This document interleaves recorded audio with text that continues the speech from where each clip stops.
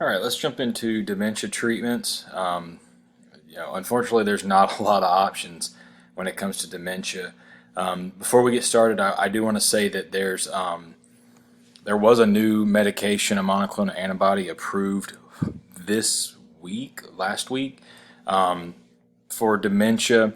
If you go and look at the slides I put up, kind of the updates on medications that were approved, you'll see what it does, what it's supposed to do with removing those beta amyloid plaques. There's a lot of controversy around this drug being approved.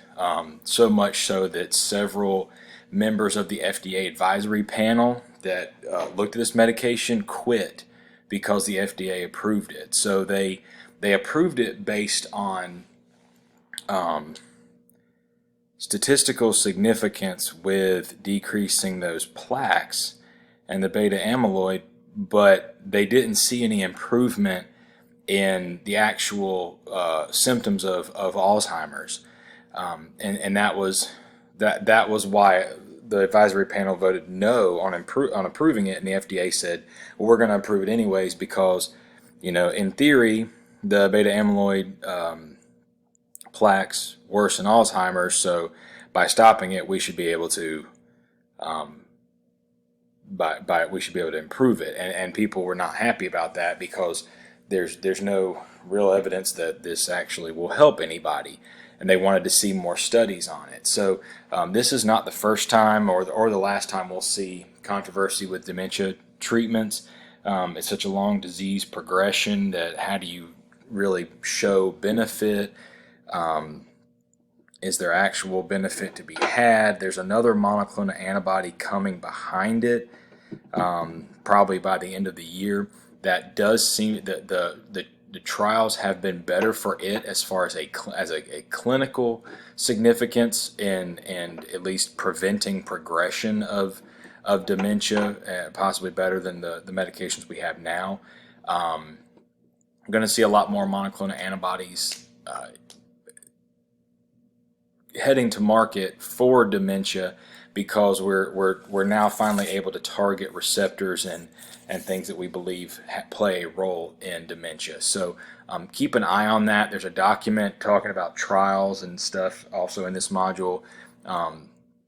If we're lucky 3-4 years from now, Aricept and Namenda will be a thing of the past because these monoclonal antibodies work so well. So that's not in this slide because it wasn't FDA. It was only FDA approved about a week ago. It's not available for production, and there's a lot of controversy surrounding it. So, but other than that, let's jump into the medications. We're going to talk about we're talking about treatment of Alzheimer's, types of dementia, Alzheimer's, vascular dementia, which is from a stroke or some kind of other vascular event, or then mixed dementia, which has symptoms of both. We're going to jump over the signs and symptoms because, again, you'll have that in other classes. The guidelines for drug therapy are you want to set goals for therapy, realistic goals, that we do not have any medications that improve the symptoms of Alzheimer's or dementia. You want to make sure that people that your patients know we are just trying to stay where we are. You want to avoid and discontinue any unnecessary or ineffective medications because, especially in our elderly, medications will contribute to dementia symptoms, and we can take off those medications and help and improve their cognition. You want to individualize drug therapy. You want to carefully monitor the patients for efficacy and toxicity because, again, we're most likely dealing with the elderly. And you want to involve caregiver and family in the treatment because, one, they're probably responsible for it, and two, it is going to be very, very exhausting for them. So they need to be involved into know realistically what we're getting into. So first-line therapies, really the only therapies, are acetylcholinesterase inhibitors, and then memantine, either by itself or in combination. and then removing unnecessary medications. You have a list in the under the tab of dementia resources of medications to remove if possible, for patients with dementia, or dementia. So your acetylcholinesterase inhibitors, the one you're most familiar with is Aricept or donepezil. So what they do is they boost the availability of acetylcholine by decreasing its metabolism. The thought is that a deficiency in cholinergic functioning has been linked to disruption in memory, and it works best early in disease progression to try to slow the progression of the disease. We're not going to correct what progression has already happened. And you want to assess its efficacy by a weekly diary, looking at improvement in memory of names, communication, sense of time and place, basic daily living skills, and household tasks. So the dosing of donepezil, rivastigmine, the rivastigmine patch, which is good for patients who can't remember to take their medication or who refuse to take it, and then galantamine is posted there. Now, I will say that there's, for the Aricept the extended release 23 milligram tablet, and same thing with Namenda, they have an extended release once a day tablet. There's no benefit in clinical outcomes. Both of those were actually, they came out right as the patents for the immediate release tablets were expiring. It is the sole benefit is taking one tablet a day versus 2 tablets a day, and it actually doesn't affect the pharmacokinetic profile, the serum levels. There's no benefit except for 1 tablet versus 2. So the only reason to go for that is if it helps your patient or their caregiver to only take 1 tablet a day, and if their insurance covers it. Because the Aricept is now generic, so it's probably going to be quite a bit more expensive. We do see a lot of, I have seen a lot of rivastigmine patches used, not a whole lot of rivastigmine, because of the side effects. These can cause, like when we jumped into side effects, cholinergic effects. So the opposite of our anticholinergic side effects. Nausea, vomiting, diarrhea is kind of the rate limiting side effect for all these medications. They do cause quite a bit. The donepezil seems to be, that's another reason to use an extended release, or the patch, is if you're just trying to avoid that those side effects. But as far as the kinetics and clinical outcomes, there's no change. Frequency of adverse effects, you can see here that nausea and vomiting are going to be your highest percentages, along with diarrhea. It does decrease from going from rivastigmine to the rivastigmine patch, but if you'll notice that donepezil oral is no different, is actually more tolerable than the rivastigmine patch. So the real reason you would pick one over the other for these is if they have renal or hepatic impairment, which I believe we'll talk about in a few minutes. That one is renally cleared, one is hepatically cleared, and one is a mixture of renally and hepatically cleared. So you could pick one or the other based on what if they have impairment, to their kidneys or their liver. As a group altogether, warnings and precautions. If patients had peptic ulcer disease or GI bleeding, it can worsen that, may cause bladder obstruction, and using caution with patients with asthma, COPD, or seizure disorders. Onset and duration it appears to be dose dependent, and duration of maintaining cognitive function is about 6 months to a year. If you haven't seen any effect within 3 months, that's when you would switch medications. You could switch to another anticholinesterase inhibitor, or add on or switch to memantine. But you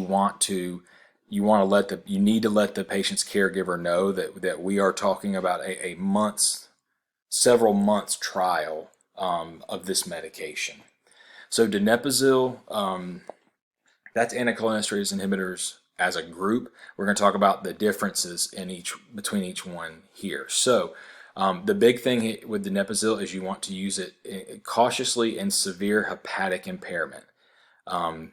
So it has drug interactions with, it's a 2D6 and 3 or 4 substrate, so interactions, other medications can affect it.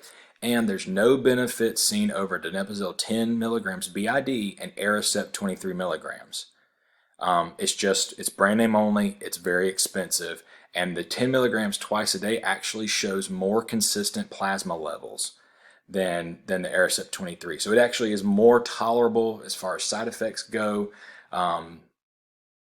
Once the patient gets on it, and once they've been on it for several weeks, it becomes more tolerable. The benefit is really that once a day dosing with the 23 milligram tablet. But other than that, it's likely not worth the increase in cost. Rivastigmine is an intermediate acting anticholinesterase inhibitor. It has more GI side effects when given orally, up to about 50% of patients reporting this. You want to use this cautiously in patients with severe renal impairment. So you can see it's kind of the opposite of the donepezil. The transdermal patch greatly reduces GI side effects because it's not having to be absorbed in the GI tract, making it somewhat comparable to donepezil. And it may exacerbate or induce extrapyramidal side effects if patients also have those. And it has minimal drug interactions. The patch is 4.6 milligrams or 9.5 milligrams. I think they're coming out with a 13.3 milligram, but I think that's coming soon. Place the patch on the upper or lower back if possible, or you can use the upper arm or chest if the back is not possible. And so you want to remove the old patch before applying a new one, and you want to rotate the sites if possible just to minimize irritation of that adhesive on it. Just like with any transdermal patch. Upper or lower back might be helpful for the patient not taking it off later. It's good absorption. Especially if the patient doesn't know why they're getting it. It might help them just from stumbling across it and peeling it off because they don't remember why they're on it. Galantamine is not recommended in severe hepatic or renal impairment, but it can be used if patient has mild of both. It is not used nearly as much as donepezil or the rivastigmine patch. Those two are definitely that's 95% of the use, and maybe a little bit of galantamine specifically for patients who have mild to moderate hepatic and renal impairment. Pharmacokinetics, you can see here how they compare, and that's really where you're going to figure out which ones to use, how they're eliminated, and what type of metabolism is going to push you one versus the other. Acetylcholinesterase inhibitors, they do have the different dosage forms to help with administration, the patch versus oral. Aricept is easy, and there are generics available of most of them, including the Exelon patches.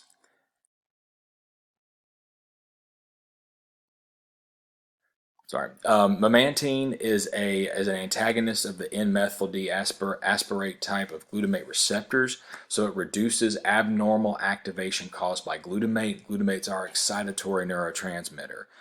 Its best efficacy is going to be seen when added to acetylcholinesterase inhibitor therapy for moderate dementia. It has a good effect in mood and behavior, or the best effect of any types of symptoms. And the dose is 10 milligrams BID. You're going to use 5 milligrams BID if their creatinine clearance drops below 30. I've also seen that you can have better nausea and vomiting when they're given both together. So if a patient's already indicated might have moderate dementia, then you might want to go ahead and prescribe donepezil and memantine together. So that they can, taking both tablets at the same time does seem to make it a little bit more tolerable. That's just anecdotal evidence. I've seen that. I haven't. There's no study that's gonna prove that. Caution in patients with seizure disorders or severe hepatic or renal impairment, and elimination may be reduced in conditions that raise the urine pH, make it more basic. Onset and duration is seen as early as week 4 in trials. So again, we're talking about a couple months of trying this medication before we know its true effect. Drug interactions are going to be carbonic anhydrase inhibitors, reducing the clearance of it, and sodium bicarbonate, reducing the clearance also because it reduces, or it makes the urine more basic. Guidelines to drug therapy, because that's pretty much it for medication. They've only been shown to temporarily slow progression. They do not cure or reverse memory loss. You can switch between anticholinesterase inhibitors if needed to because of lack of efficacy or tolerability, and trials are inconclusive on the benefits of monotherapy versus the combination of both anticholinesterase inhibitors plus memantine, but there's very little risk of putting them both together, and there's a possible benefit, so it may be useful in patients. So vascular dementia is one that occurs after a cerebrovascular event. There's not a lot of medication we can use for this. They do have guidelines from APA. There's no specific recommendations, but some patients might show improvement with acetylcholinesterase inhibitors, and not a whole lot of improvement with some with memantine, but not great improvement. What you should really focus on is reducing the risk of another CVA, physical activity, and psychotherapy if the patient is not too cognitively impaired. Dementia with Lewy bodies is a little different. We don't see this one as much as we see the other two, but you're going to want to focus on treatment is to diffuse neuropsychiatric symptoms. You're going to use the same non-pharmacologic treatments as other dementias, but for pharmacologic treatment, you're going to use acetylcholinesterase inhibitors and memantine. You want to avoid medications that have high dopamine blockades, your typical antipsychotics, and then your atypicals like risperidone and paliperidone. You also want to try to avoid using dopamine agonists for movement disorders due to worsening psychosis and neuropsychiatric symptoms. Behavioral problems related to dementia, and this is what gets really draining for your patient's caregivers. So we try to help as good as we can manage these. So you're going to have problems with your sleep-wake cycle. The patients will tend to wander. So you want to solve it by having a safe area for them to move about, lock up any dangerous areas, and look for any triggers that cause them to wander. They may have they may hide or hoard things, and it's a reflection of insecurity. So you want to secure any valuables, anything that's dangerous. Speak directly to the individual. Don't whisper or act suspicious around them, and be ready to replace any lost items that may occur. Paranoia and hallucinations. You really only want to treat the ones that are threatening with medications. So you may go along with the crazy stories. Don't confront them. Don't try to convince them, that it's just not true. And then you can slowly start to reorient them back to reality. And then patients are going to have inappropriate sexual behaviors.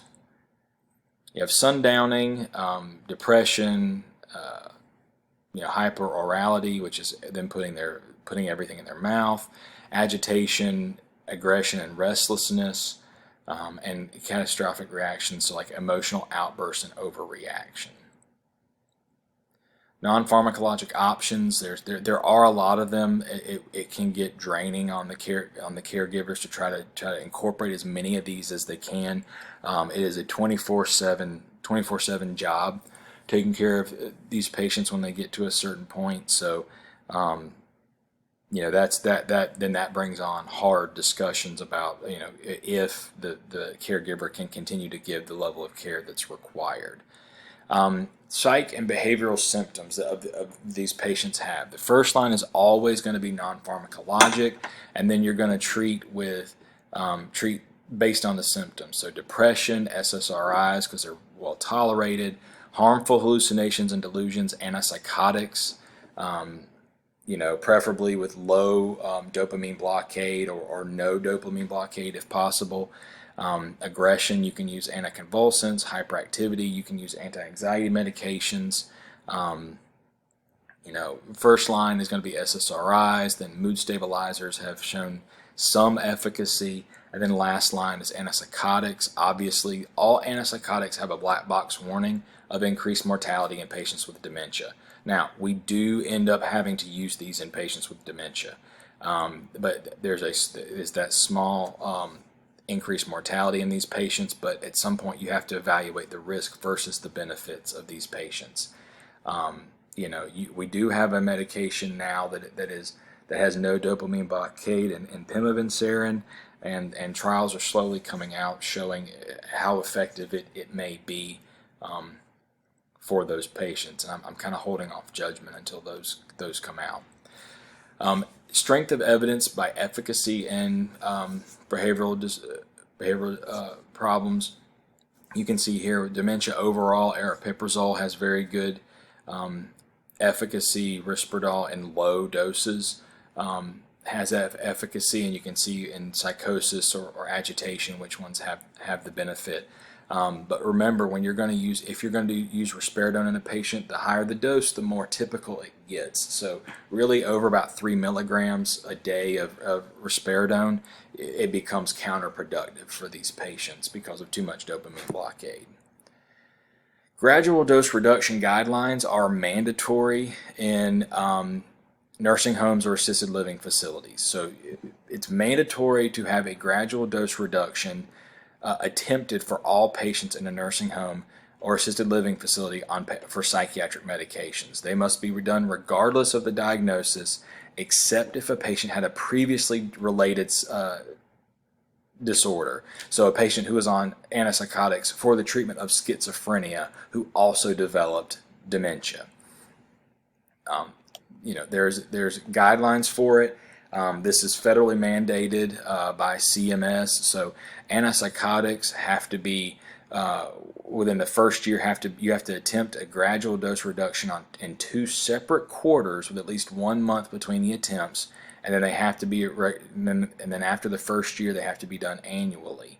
Sedatives and hypnotics have to be done quarterly until reduction of dose or discontinuation, and other CNS active medications followed the same as antipsychotics. So these are mandatory. A lot of times, a nursing home will have a consultant pharmacist who comes in and who makes these recommendations and tries to come up with a taper to get to try to get the patient on the lowest effective dose for that patient.